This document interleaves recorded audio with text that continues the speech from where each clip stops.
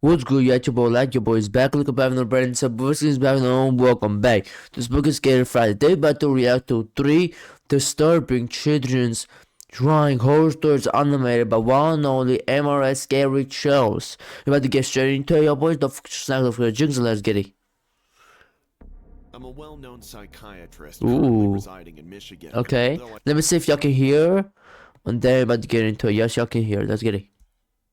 I do adult counseling sessions. My expertise lies in children's psychology. They do it. And this happened last year when I visited my sister's house in Louisville, Kentucky. She lived there with her husband and my 7-year-old niece, Emily. My brother-in-law works in the Navy, so it's mostly my sister and her daughter. Emily has always been a happy, energetic girl. Whenever I would visit, she would run to me and hang like a sloth around my neck, making all kinds of demands. Paul's showing his own neck. What? Is this what we're doing, the Mike Tyson neck workouts? I'm just saying. But this time, I noticed something strange. I was sipping the hot coffee when Emily's school bus pulled over. Dang, she got mad. Ready to get showered with pampering and soft giggles of Emily when she walked in with her school bag. She seemed strangely quiet and pale. She didn't even notice me and went straight to her room. What's wrong? Did you scold her? My sister answered no and began to cry. Why? She told me how Emily had changed all of a sudden. That Thick ass cries. In her room, scribbling in her notebooks. Oh, bro. With Emily's dad overseas, I don't know what to do. Check on it. Can you help me? I've never seen my sister break down like this before. She had always been the strongest one in our family. I assured her with a hug that I'll look into the matter myself, that I'll talk to my niece. After dinner, I sat down with Emily in her room. I watched her take the life out of her black crayon to make never-ending circles on white paper. You sure love to draw, Em? She didn't look at me, just kept greasing the crayon more vigorously. I picked up a couple of her drawings to see what she scribbled. Unlike the usual vibrant chaos, this one particular drawing caught my attention. It was of a worn-out old house depicting a single barred window. By looking at the drawing, I got goosebumps. Is that their house? Is this the house next door, Em? Yes. Oh. When I asked my sister about this house, she said it had been abandoned for years and no one goes near it. Oh that my, night, don't I woke say. up feeling thirsty and went to the kitchen to grab some water. While navigating to the kitchen, a faint whispering came to my ears. Bitch. Curiosity tugged at me, so I followed the sound. It was coming from Emily's room. Pushing the door, I found Emily staring out her window and whispering. Oh, that's some creepy ass shit. I couldn't decipher what she was saying, but her small fingers went on making circles on the window glass. Her lips mumbled so fast that it seemed like it's good I cannot hear what they're saying. Possessed.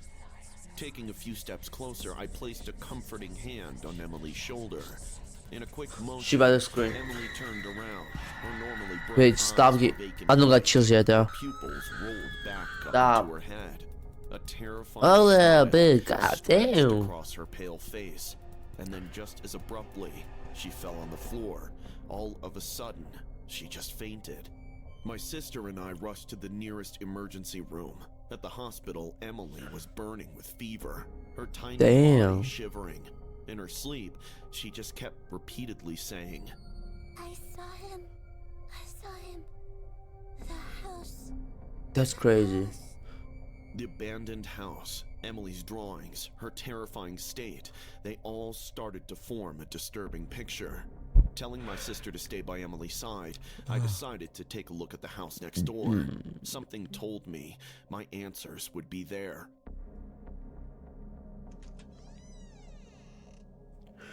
A thick layer of cobwebs and dirt was covering the furniture, and any traces of life were lost. The air felt heavy, with the smell of decay. I walked to the room upstairs, the one with the barred window.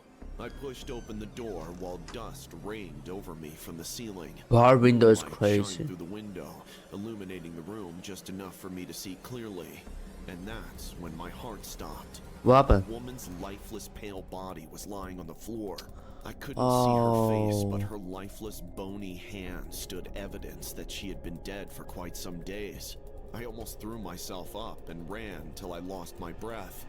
Once the cops arrived at the scene, they told us that the woman's name was Janine, and she had been missing for 2 weeks. Her parents Damn. said that she had ran away with her boyfriend from a frat party. It unfolded that her boyfriend brought her to this abandoned house in a heavily intoxicated state. The guy must have tried to take advantage of her. When she said no, he silenced her for life. After Damn. Emily got a little bit better, That's the cops crazy, questioned her bro. about this house, and my poor niece broke down crying. Emily told the cops that she saw a man hurting a girl from her window a couple of days back. Eventually, the cops traced Janine's boyfriend, and my niece shifted back to her normal, cheerful self in no time. Sometimes it scares me how secretive kids can be, but then again, as adults, we must listen to them. That's okay. That's was kind of cool. What you got? Moving to Manhattan was supposed to be a fresh start for us. Julie, Timothy, Honda? and I were finally settled in our new flat, 21 floors up, with the cityscape Honda beneath Nissan? us. What that is? Life in the Big Apple was a dream come true, and we were thrilled about the future. Timothy was a shy kid. He didn't talk much, but his mom was stoked that he would become a great artist when he'd grow up. He'd spent hours scribbling in his new drawing book, mountains, waterfalls, giant dragons. Man, But soon, his cut that out, like. work began to tell a different story. It started innocently enough. Timmy would draw scenes from our house, family dinners, game nights, etc. Yeah. Always an additional figure in his sketches.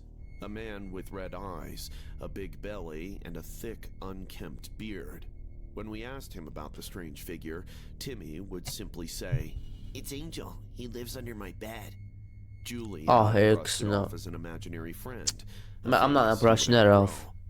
But one evening, Julie brought me his drawing book, and it sent a shiver down my spine.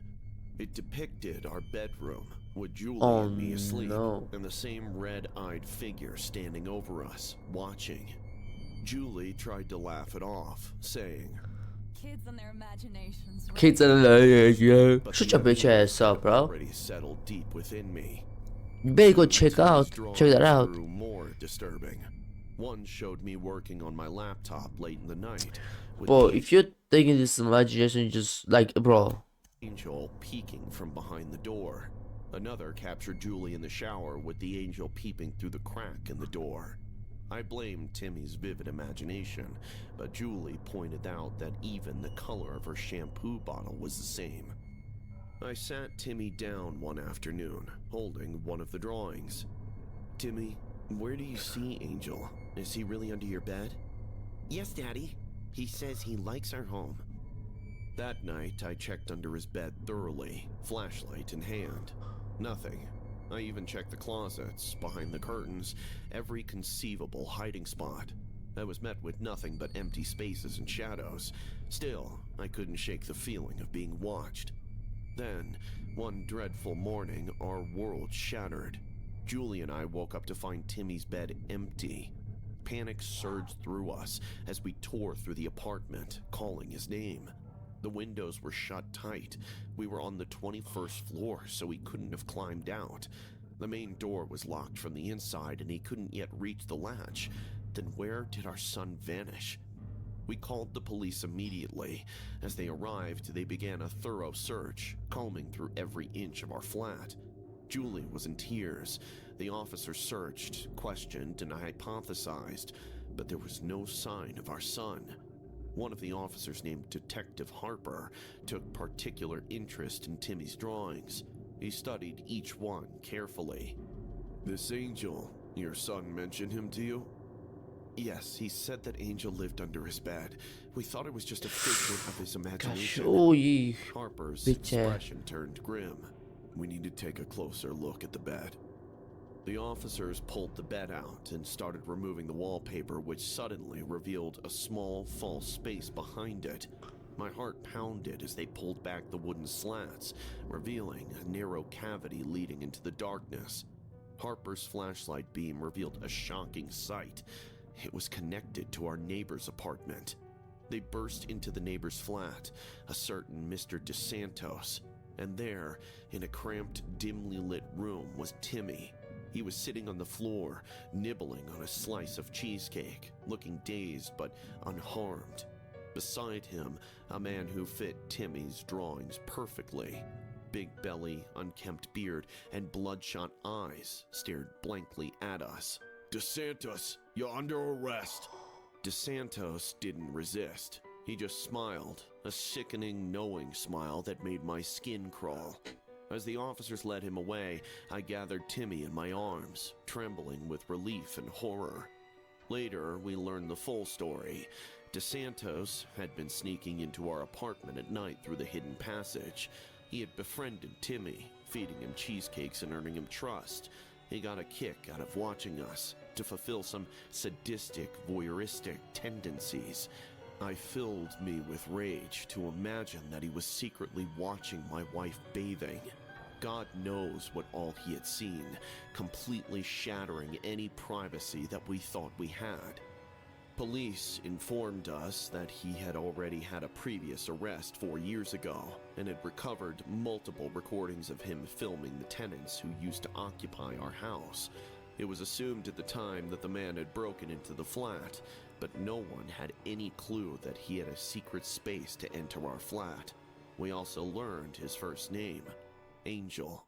Part 3, let's get into it. The story 2 was We were a kind of like, normal, what? happy family. My Yo. wife Linda and I, along with our daughter Anna, lived in a quaint 2-story house in the suburbs. Now that Everything house is seemed thick. perfect on the surface level, until the day Anna's teacher, Mrs. White, assigned News. a harmless project that changed our lives forever. What it is had though? always loved drawing, and her colorful creations adorned our refrigerator door like medals. One day, when Mrs. White gave the assignment to her students, the topic, our happy family, I expected nothing out of the ordinary.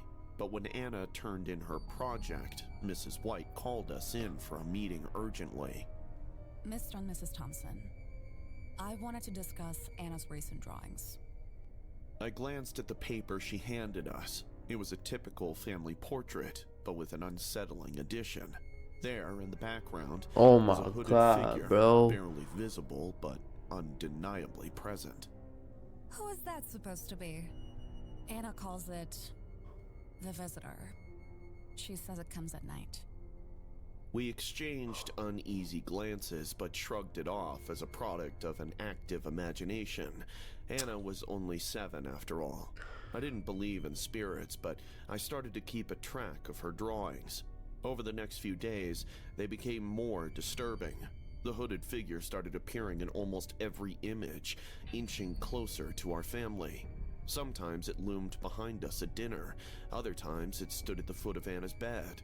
Each new drawing tightened the knot of fear in my stomach. Concerned, we talked to Anna. "Sweetie, who is this visitor you keep drawing?" He comes at night, Daddy. He says he likes to watch us. Her innocent tone sent chills down my spine. I tried to dismiss it, but Linda couldn't shake the feeling that something was wrong. Boy. One night, we heard noises coming from Anna's room. We found her sleepwalking in her room while she sang a rhyme, clutching the fresh drawing in her hands. Nah. It showed the visitor Nah. standing right next to her bed. As I looked at the place, suddenly the lights in the room started flickering. That was the last straw.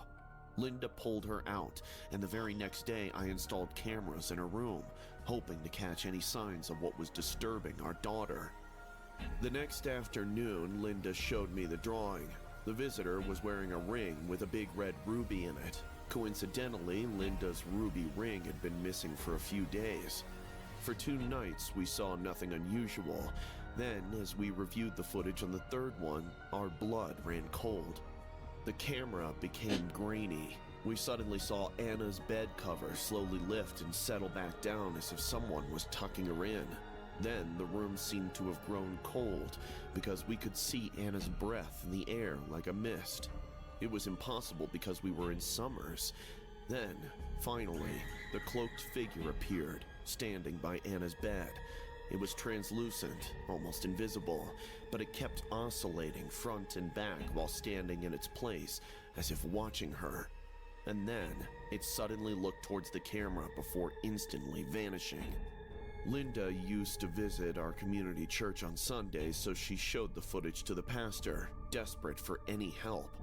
What he told us was chilling. The man who lived there before us, Harold Grayson, was a mentally disturbed man who believed that he was the key to a battle between the angels and demons. Nah, he was bro. infamously spotted in a gray hooded robe buying odd items from local community stores, which he used for some rituals. One day, he was caught loading lots of cans of gasoline behind his truck. When the police inquired, he said that he had to burn the church down because the devil lurks there. Police broke into his house and found that he was performing rituals and storing dead animals in his refrigerator, which he planned to burn with the church to cleanse the place of spirits. He was arrested and later put in a mental institution, and no one had seen him since. Linda and I packed our bags and decided to move away immediately. We decided to stay with relatives until we could sell the house. Before leaving, I saw that Anna kept looking back towards her bedroom, so I asked her what it was. "Anna, do you still see him?" Anna nodded, her eyes teary. He says he has returned your belongings. I rushed my family out towards the car without stopping to look back at the house. Strangely, Nah, bro, as soon as nah, I put bro. my hand in my pant pocket to pull out the car keys, I found Linda's ruby ring there. My eyes were wide in shock. I looked back towards the house. The light in Anna's Wow. room suddenly lit up for a few seconds. Nah, bro. Before turning off again. We never returned to that place. For sure, I will never return to. Yo, that was creepy, spooky shit I ever reacted to right there, boy. God damn. I'll try to not that pause. I'm gonna see you boys in the next one. If you have more spooky Fridays, you already know what to do. Smash the like button. Smash the subscribe button if you're new, you feel what I'm saying. You know what to do when we're with the crew, you feel what I'm saying. Comment down below what spooky scary animated videos y'all want me to react to. Y'all can send me the spooky scary animated videos. I can react to on Spooky Scary Friday, if you want me to. And I'm about to end it right here, y'all. Hope you enjoyed this. I'm gonna see you boys and peace.